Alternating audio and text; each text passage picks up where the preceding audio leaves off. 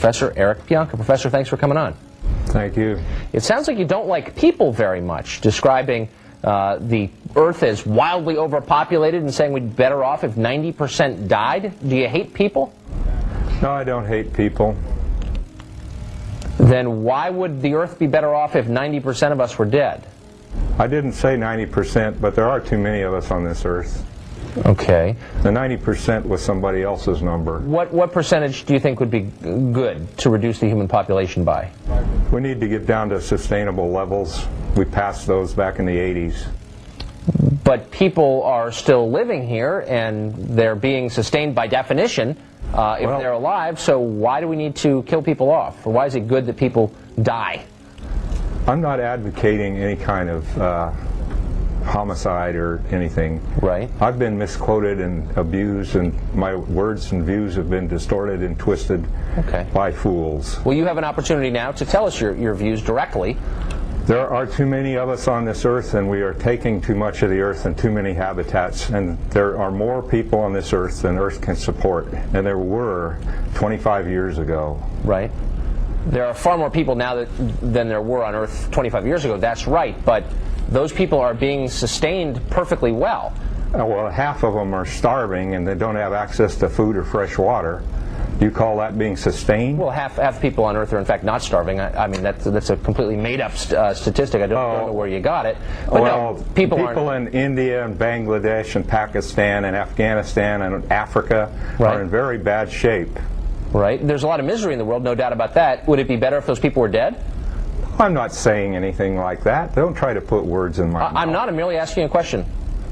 The point of my talk, which has been widely distorted and misinterpreted, was that we have taken too much of the surface of the Earth, and that we're not leaving anything for anything else. I'm an ecologist. Right. I need wild animals in pristine natural environments to study my discipline, and we are destroying those at an incredible rate, and we haven't stopped. Right. And humans are now using half of the surface of the Earth, and more than half the fresh water, and half of the solar energy that hits this Earth. That means we've left only half of it for all the other denizens of this planet. Yes, there are a lot of people. That's pretty greedy. Well, it may absolutely be, but I guess ordinary people, normal people, look at that scenario and say, that's right, the animals may be getting shortchanged here.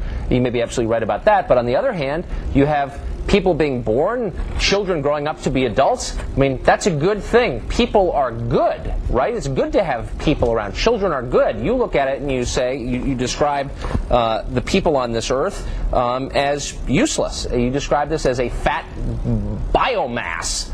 I don't know if I actually said that or if those are words that were attributed to me, but I have two granddaughters, and I'm very concerned for their future.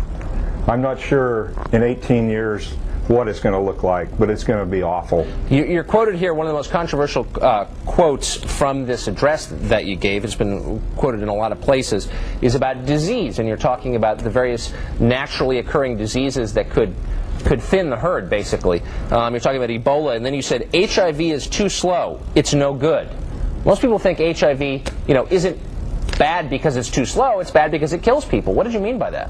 We are an epidemic waiting to happen, and because we're so mobile and so dense, we can get on airplanes and fly across oceans. No, I think disease is going to spread fast, and the people who've studied this, the epidemiologists that's a common view, and Professor. medical people are very, very concerned about the next pandemic. I think probably everyone in America knows that. The difference is you seem to be saying that was a good thing. Let me ask you. I'm not saying anything is good. I'm saying if we don't control our population, the microbes will. Professor, thanks a lot for joining us. I appreciate it. Professor Eric Pianka from Austin, Texas.